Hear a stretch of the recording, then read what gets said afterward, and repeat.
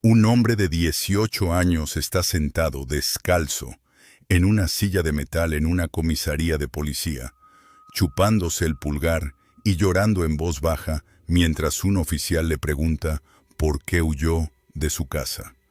Es junio de 1985.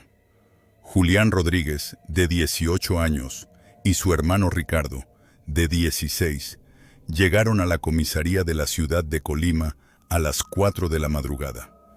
Huyeron de un rancho en las afueras de Comala, a 12 kilómetros a través de los cerros, sin zapatos. El sargento Lorenzo Prado, el oficial de servicio esa noche, anotó en su informe un detalle que repitió 3 veces en su declaración. Los muchachos se tomaban de la mano. No se soltaban. El mayor medía 1,70 m, el menor 1,65 m, pero se comportaban como niños de preescolar. Prado tenía entonces 42 años, llevaba 15 en la policía y había visto muchas situaciones extrañas. Esta era diferente. Prado les preguntó si tenían hambre. Julián negó con la cabeza y se echó a llorar. Ricardo se chupaba el pulgar, con la mirada fija en el suelo. No respondían a las preguntas directamente. Hablaban en susurros, con frases entrecortadas. El oficial pensó primero en abuso físico, pero no había marcas en sus cuerpos. Pensó en hambre, pero los muchachos no parecían desnutridos. Tenían los pies agrietados por el largo camino, pero no parecían notar el dolor.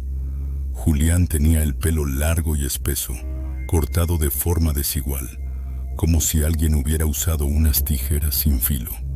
Ricardo también. Su ropa estaba limpia, pero era extraña, demasiado grande, sin cremalleras, como pijamas. Llamó a un médico del Centro de Salud Mental. El doctor Mauricio Salazar llegó 1 hora después, antes del amanecer. Tenía 51 años y llevaba 20 trabajando en Colima. Habló con los muchachos durante 40 minutos en una habitación cerrada.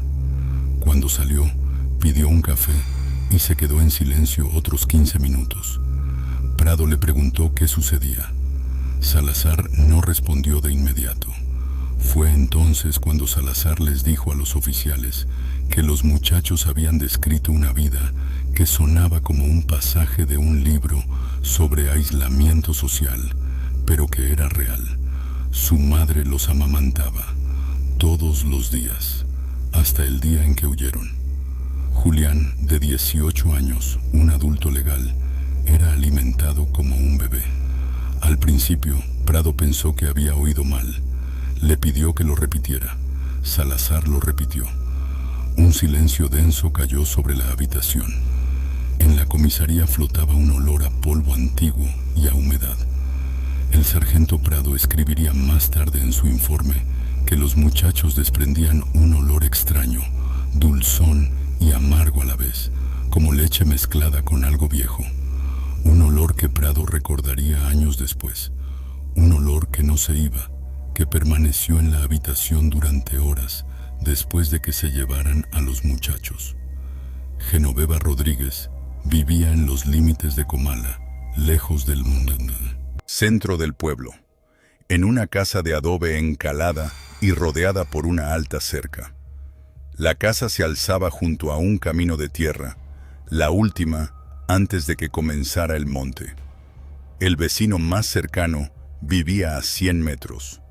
La cerca era alta, de más de 2 metros, construida con gruesas tablas de madera. Desde el camino no se veían las ventanas de la casa. Genoveva construyó esa cerca ella misma, 1 año después de la muerte de su esposo. Los vecinos la llamaban la excéntrica, pero nadie intervino jamás. Tras la muerte de su marido Bonifacio en un accidente de tala de árboles, en 1975, se encerró con sus hijos y dejó de participar en la vida de la comunidad. Bonifacio Rodríguez murió cuando un árbol cayó en la dirección equivocada durante la tala. Tenía 36 años. Fue enterrado en el Panteón de Comala. Genoveva no volvió al cementerio después del funeral. Les decía a los vecinos que su esposo estaba con ella en casa, en forma espiritual, que todavía los protegía. Julián tenía entonces 8 años y Ricardo 6. A partir de ese momento, sus vidas comenzaron a cambiar. Los niños dejaron de ir a la escuela después de la primaria. Genoveva argumentaba que la educación en casa era mejor, que el sistema escolar envenenaría sus mentes con ideologías. Julián terminó la primaria en 1980 y Ricardo 2 años después. La maestra de la escuela local, Rosalía Villa, reportó la situación a la Inspección de Educación en Colima 3 veces durante los años 80. Escribió cartas detalladas, describiendo el aislamiento de los muchachos, su extraño comportamiento durante los últimos meses en la escuela. El caso nunca fue atendido. La administración era caótica, los documentos se perdían, nadie quería meterse en los asuntos familiares de la gente del campo. Villa recibía respuestas estándar, caso en proceso, esperando información adicional. La familia tiene derecho a la educación en el hogar. Villa recordaba a Julián como un niño callado, que siempre se sentaba en el último pupitre y nunca levantaba la mano. Recordaba que Genoveva venía a recogerlo todos los días, justo después de que sonara la campana, y esperaba fuera de la escuela. No le permitía quedarse en el recreo con los otros niños. Villa intentó hablar con Genoveva varias veces. Genoveva era educada, pero fría. Decía que sabía lo que era mejor para sus hijos. Decía que la escuela era solo un lugar para aprender a leer y escribir, nada más.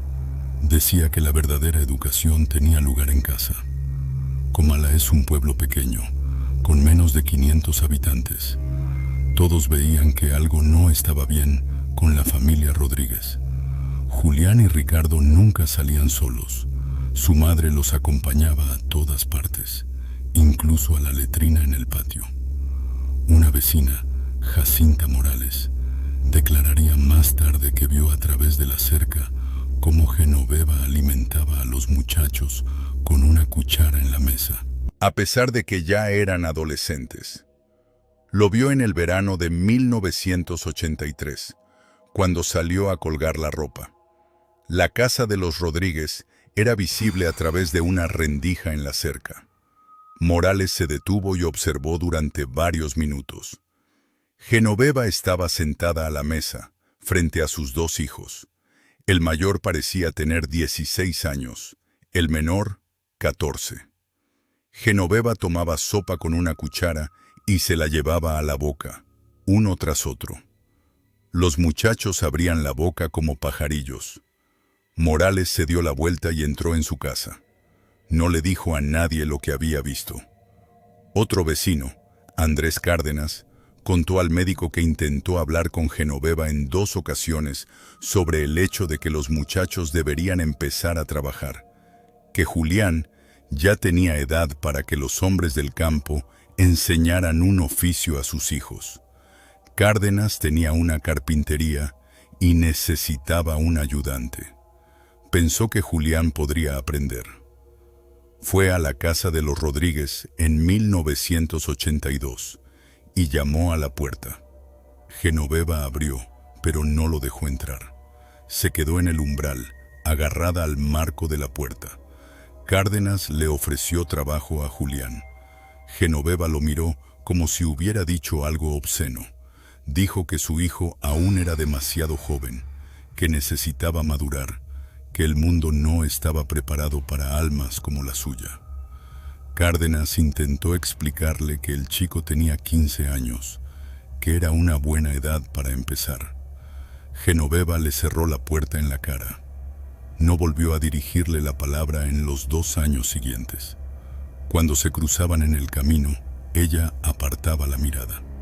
El párroco del pueblo, el padre José Torres, visitó la casa de los Rodríguez en 1983, después de que Genoveva dejara de ir a la iglesia. Genoveva había asistido a misa regularmente hasta 1981 y luego se detuvo. Torres esperó un año, pensando que sería algo pasajero. Finalmente, decidió hacer una visita. Ella no lo dejó entrar. Habló con él a través de la puerta entreabierta, con la mano en el picaporte. Torres vio detrás de ella un pasillo oscuro, las paredes de un color claro, algo azul. Ella le dijo que rezaba en casa, que Dios estaba en todas partes y que no necesitaba intermediarios. Torres preguntó por los muchachos. Genoveva dijo que estaban bien, sanos y felices. Torres preguntó si podía verlos. Genoveva dijo que estaban durmiendo. Torres sabía que era mediodía. El párroco se fue, pero anotó la visita en la crónica parroquial. Mencionó una inquietante atmósfera de aislamiento. No hizo nada más. El aislamiento era absoluto. Los muchachos no tenían amigos. No conocían a nadie más que a su madre. Su mundo terminaba en la cerca de la casa. Genoveva les decía que el mundo exterior era peligroso, que la gente era malvada, que solo ella podía protegerlos. Lo llamaba el sacramento del amor maternal, el ritual del vínculo. Decía que amamantar no era solo un acto físico, sino una conexión espiritual ordenada por Dios. Decía que su leche no solo contenía alimento, sino también protección, que sin ella enfermarían, que morirían en cuestión de días. Los muchachos le creyeron durante años, no conocían otra vida. Por la noche, los muchachos dormían en la misma cama con su madre, uno a cada lado. La cama era ancha, de madera, con un colchón grueso. Genoveva se acostaba entre ellos, descubría sus pechos y los llamaba por su nombre. Julián testificó que su madre les cantaba canciones de cuna, las mismas de cuando eran pequeños. Les acariciaba el pelo, les decía que eran sus angelitos, que nunca los abandonaría, que el vínculo entre una madre y un hijo era sagrado e indestructible. La lactancia duraba generalmente de 15 a 20 minutos. Por la mañana y por la noche, todos los días. Julián dejó de protestar cuando tenía 12 años. Ricardo nunca protestó. Genoveva decía que era el momento más hermoso del día, que sentía la cercanía de sus hijos, que era el instante en que la familia se convertía en una sola unidad. La casa parecía una habitación infantil. Las paredes estaban pintadas de un azul claro. En las estanterías había juguetes viejos, osos de peluche de los años 70, bloques de madera. Genoveva cosía la ropa de sus hijos sin cremalleras ni botones, camisas y pantalones sencillos que se ponían por la cabeza. Decía que las cremalleras y los botones eran complicaciones innecesarias, que la sencillez estaba más cerca de Dios. Todos los muebles eran bajos, adaptados para niños. La mesa de la cocina medía 70 centímetros de alto. Las sillas eran pequeñas, con respaldo.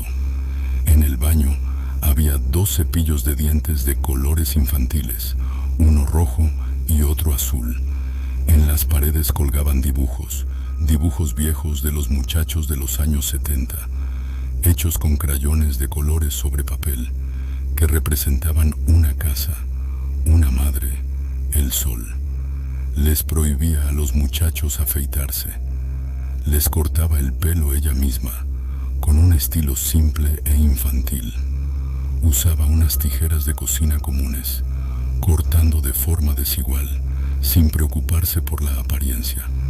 Decía que el cabello era un adorno creado por Dios, que no debían preocuparse por él. No les permitía usar zapatos en la casa ni en el jardín. Afirmaba que andar descalzo fortalecía el cuerpo, que era natural y saludable. Julián y Ricardo llegaron a la comisaría sin zapatos, con los pies agrietados, pero no parecían notar el dolor. Prado les preguntó por qué no llevaban zapatos.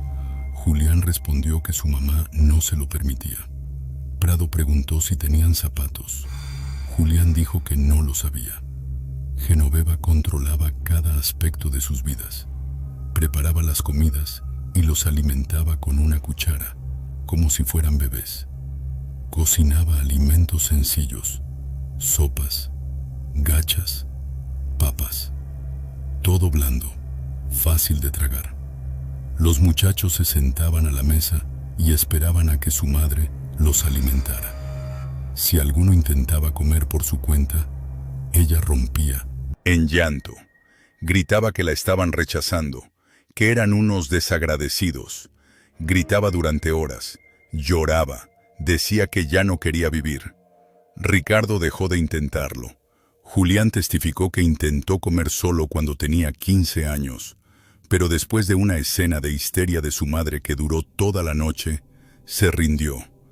Genoveva se sentó en el suelo de la cocina, llorando, diciendo que sus hijos la odiaban, que querían que muriera. Julián se disculpó y volvió a la mesa. Genoveva lo alimentó con la cuchara, acariciándole la cabeza. Julián había intentado escapar una vez antes. Tenía 15 años. Era julio, un día caluroso. Genoveva salió un momento al jardín a buscar verduras. Julián salió corriendo de la casa, por la portezuela, hacia el camino. Corrió durante 5 minutos y llegó al centro de Comala, a una pequeña tienda de abarrotes. Se quedó parado frente al escaparate, sin saber qué hacer. No tenía dinero, no conocía a nadie. La gente lo miraba. Ese chico extraño con ropa extraña, sin zapatos. Genoveva lo encontró 1 hora después. Llegó a pie, rápidamente, sin aliento. Cayó de rodillas ante él, allí mismo, frente a la tienda, junto al camino. La gente se congregó alrededor, observando. Genoveva lloraba a gritos, gritaba que moriría sin él, que no podía vivir si lo perdía. Gritaba que era su culpa, que no le había dado suficiente amor, que ahora la abandonaba. Amenazó con suicidarse. Amenazó con tomar un cuchillo y cortarse las venas. Julián se quedó quieto, mirando, sin saber qué hacer. Finalmente, se acercó a ella.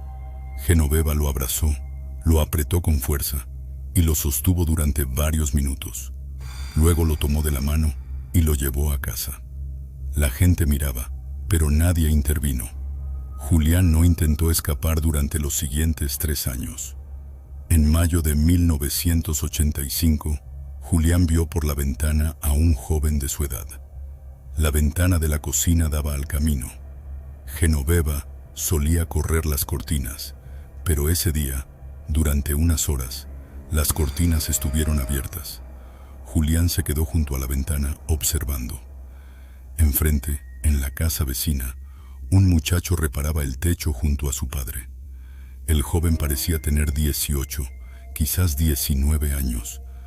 Tenía el pelo oscuro y vestía jeans y una camisa de trabajo. Hablaban, reían, trabajaban juntos como iguales. El padre le pasaba herramientas al hijo. El hijo subía al techo y reparaba las tejas. Trabajaban con destreza, rápidamente. Julián observó durante 1 hora. Por primera vez en su vida, se dio cuenta de que su vida no era normal. Vio cómo era un joven normal, cómo hablaba con su padre, cómo trabajaba. Vio que se podía vivir de otra manera. Comenzó a hablar con su hermano.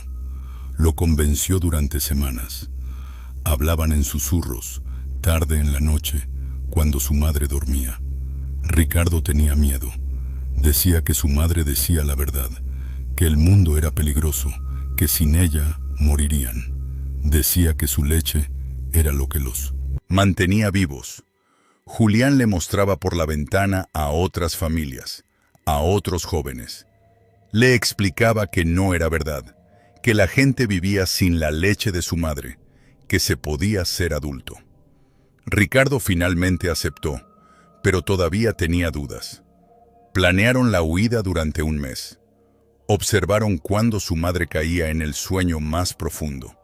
Genoveva preparaba por las noches una infusión de hierbas que bebía antes de dormir. La infusión era oscura, amarga. Genoveva la hacía con hierbas de su jardín. Después de beberla, dormía profundamente durante varias horas. Los muchachos esperaron el momento adecuado. Tenían que elegir una noche en que la luna estuviera brillante para poder ver el camino. Tenían que esperar a que su madre se durmiera de verdad, que no estuviera fingiendo. La noche del 9 al 10 de junio fue cálida y oscura, sin luna.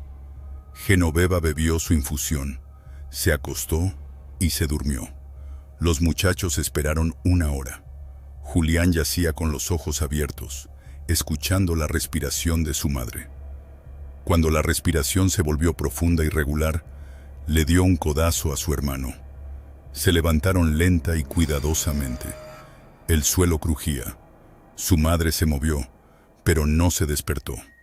Salieron del dormitorio, cruzaron el pasillo hasta la cocina. Abrieron la ventana de la cocina, la misma ventana por la que Julián había observado al joven reparando el techo. La ventana era estrecha, pero podían pasar. Julián salió primero y ayudó a su hermano. Se pararon sobre la hierba detrás de la casa. Ricardo lloraba en silencio. Julián lo tomó de la mano. La cerca era alta, pero encontraron un lugar donde las tablas estaban sueltas. Las tablas eran viejas, podridas en la parte inferior. Julián empujó y las tablas cedieron. Se deslizaron por la abertura y salieron al camino. Se quedaron allí un momento, respirando agitadamente. Ricardo quería volver. Julián dijo que no había marcha atrás. Empezaron a caminar en dirección a Colima. Caminaron durante 12 kilómetros. No llevaban zapatos, porque su madre no se los permitía. No tenían dinero, porque nunca habían tenido dinero. Caminaron por el monte, evitando el camino principal por miedo a que alguien los viera y avisara a su madre. El sendero del monte era pedregoso, y las piedras afiladas les herían los pies. Julián le decía a su hermano que debían seguir, que todo estaría bien. Ricardo lloró durante todo el camino, repitiendo que mamá estaría triste, que mamá los estaría buscando, que morirían sin su leche. Julián le respondía que no era verdad, que sobrevivirían. Caminaron durante 4 horas. Llegaron a Colima al amanecer.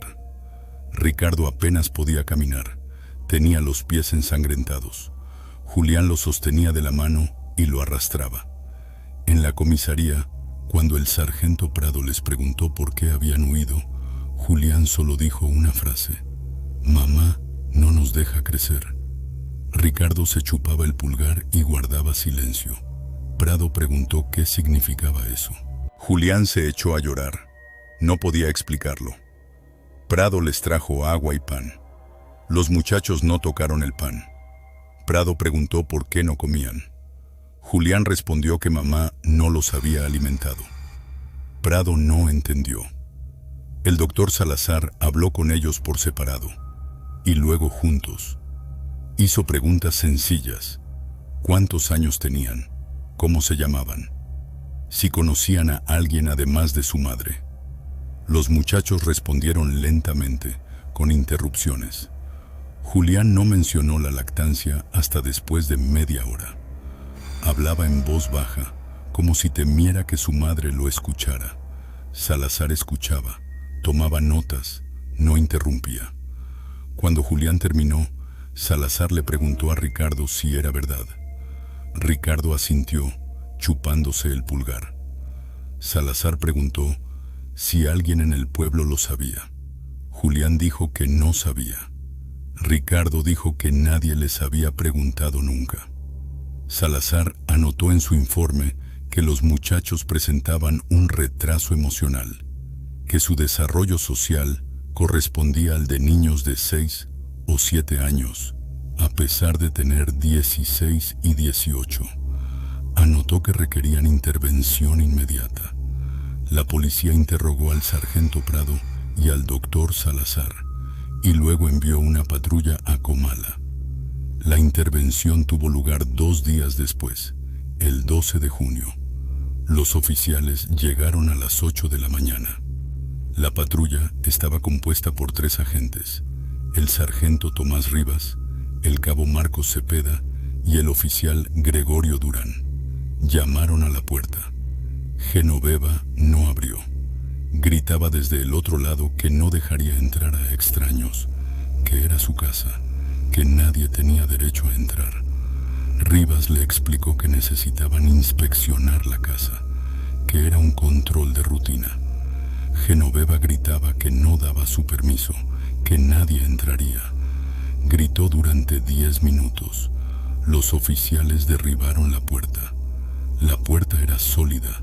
Tuvieron que usar una palanca. Genoveva estaba sentada en la cama del dormitorio, abrazando una almohada con las iniciales de sus hijos.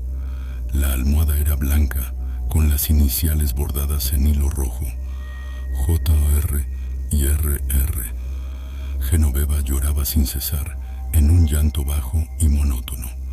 Los oficiales entraron en la casa y comenzaron a inspeccionar las habitaciones. La casa estaba limpia, ordenada, pero irreal. Juguetes en las estanterías, ropa infantil en las sillas, las paredes de un color claro. Rivas declararía más tarde que sintió como si hubiera entrado en una casa donde el tiempo se había detenido 10 años antes. En el aire flotaba un olor a leche mezclado con algo viejo, un olor a encierro, a rancio. En un cajón del dormitorio encontraron un diario. Genoveva lo había estado escribiendo desde 1975, desde la muerte de su esposo. El diario era grueso, de más de 300 páginas, escrito con una letra pequeña y regular. Anotaba cada día de lactancia, fechas, horas, descripciones. Escribía sobre la misión de la maternidad, sobre cómo el mundo moderno les arrebataba los hijos a las madres. Demasiado pronto, que sus hijos permanecerían puros e inocentes mientras ella viviera. Escribía que amamantar era una forma de protegerlos del mal. Escribía que su leche no solo contenía alimento, sino también protección espiritual, que sin ella los muchachos enfermarían, que el mundo los destruiría. En el diario también había dibujos, sencillos bocetos de los muchachos, dibujados por Genoveva, con leyendas como mi Julián, mi Ricardo. En un dibujo, los muchachos tenían aureolas sobre sus cabezas. Genoveva los llamaba sus ángeles.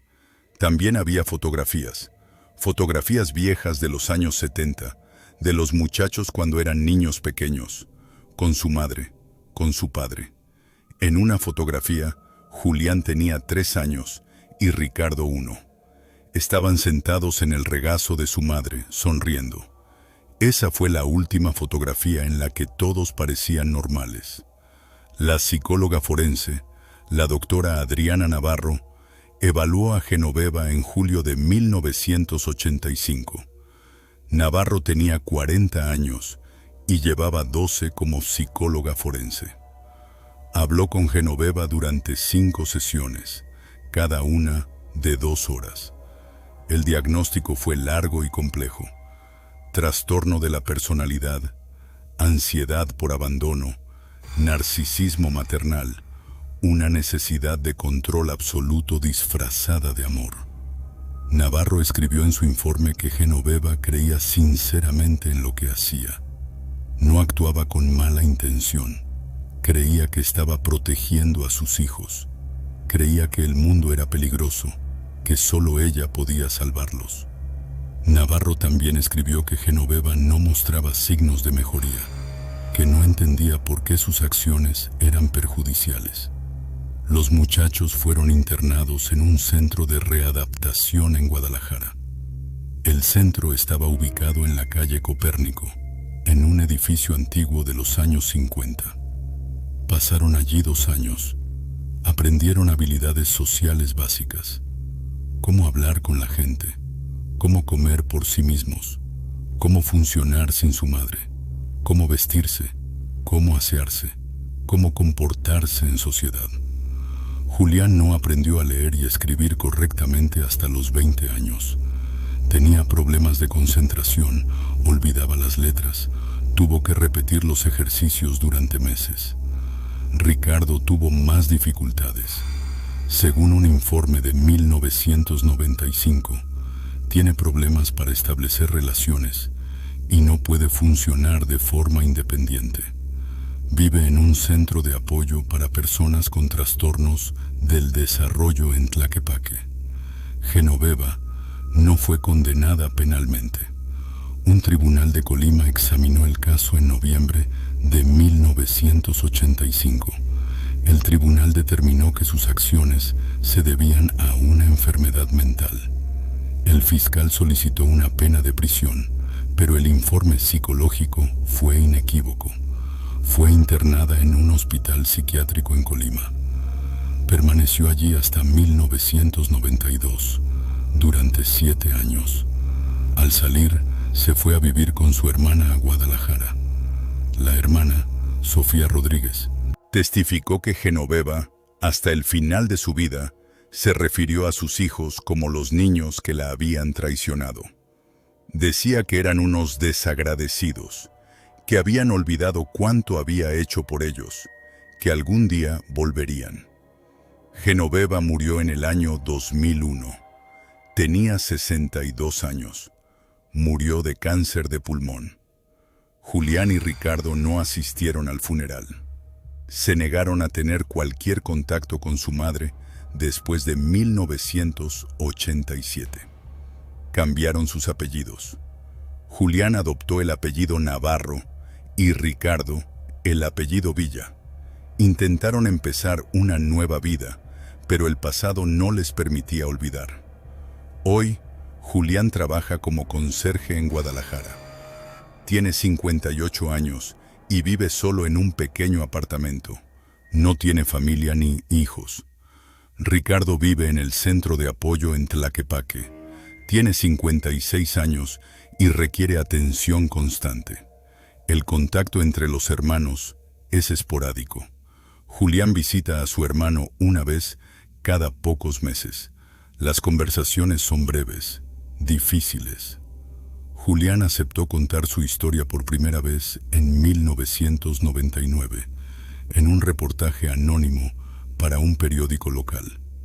Dijo entonces que lo más difícil no fue la lactancia en sí. Lo más difícil fue convencerse de que su madre estaba equivocada, que su amor era una prisión, no una protección. También dijo que todavía siente el olor que flotaba en la casa. El olor a leche mezclado con algo viejo, dulzón y amargo a la vez.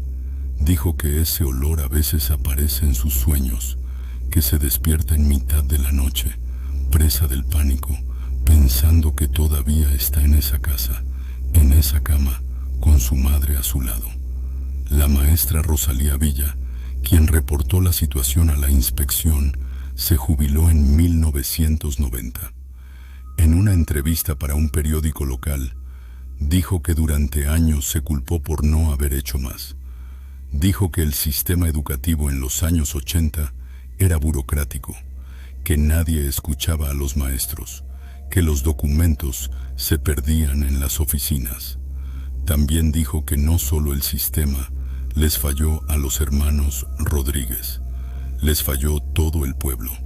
Todos lo vieron, nadie reaccionó. Los vecinos lo vieron.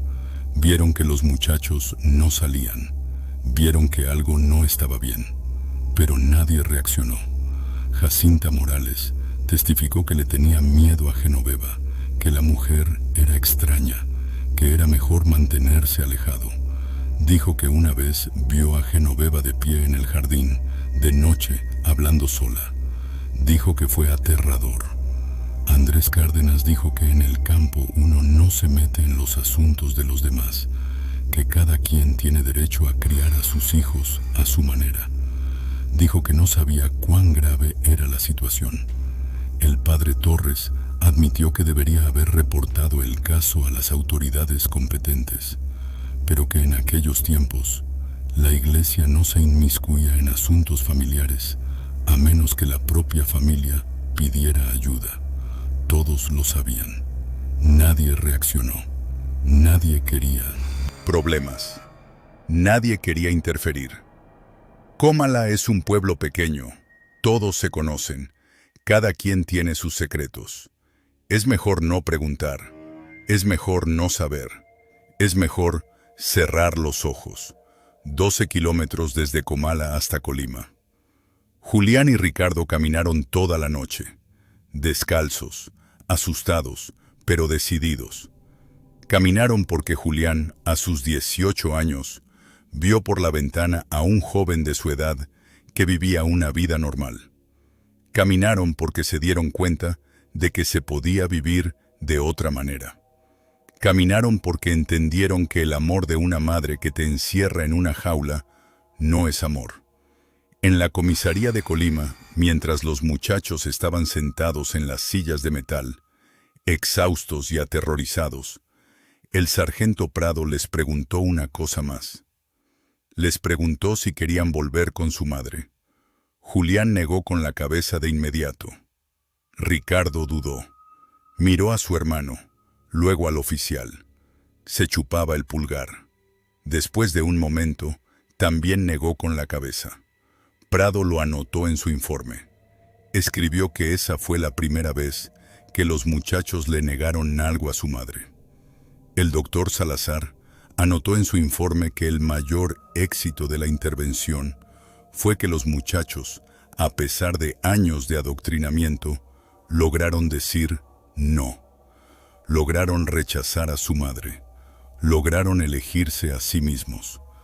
Salazar también escribió que el camino hacia la normalidad sería largo y difícil para ellos, que quizás nunca llegarían a ser personas completamente normales, pero que tenían una oportunidad que no habrían tenido si se hubieran quedado en esa casa. En los archivos judiciales se conserva una fotografía de la casa de los Rodríguez, tomada por un oficial de policía durante la intervención. El oficial Gregorio Durán tomó la foto con una cámara de servicio, una vieja cámara rusa. La foto muestra una habitación de color azul claro, juguetes en las estanterías, osos de peluche, una cama sobre la que yace una almohada con iniciales. En la mesita de noche hay una vela en un vaso de cristal. La vela está consumida hasta la mitad. A su alrededor hay manchas de cera. Junto a la vela hay un rosario, un viejo rosario de cuentas de madera. En el aire flotaba un olor que los oficiales recordaron durante mucho tiempo. El olor a leche mezclado con algo viejo, con cera, con encierro. El olor de una prisión. Hoy, Julián tiene 58 años. Después de años de terapia, finalmente aceptó contar públicamente cómo es la vida de un hombre que tuvo que aprender a ser adulto desde cero. Dice que lo más difícil no fue aprender a leer, a trabajar, a funcionar. Lo más difícil fue lidiar con el sentimiento de culpa, la sensación de haber traicionado a su madre, la sensación de haberla abandonado. A pesar de todo lo que ella hizo, a pesar de años de terapia, a pesar de las conversaciones con psicólogos, ese sentimiento de culpa sigue ahí. Todavía se despierta por la noche, pensando en su madre, sentada en esa cama, abrazando la almohada con sus iniciales, llorando. Dice que hasta el día de hoy, cuando ve a una mujer amamantando a un bebé, tiene que apartar la mirada. Dice que hasta el día de hoy no puede dormir en una cama con otra persona. Duerme en el suelo, sobre un colchón, solo.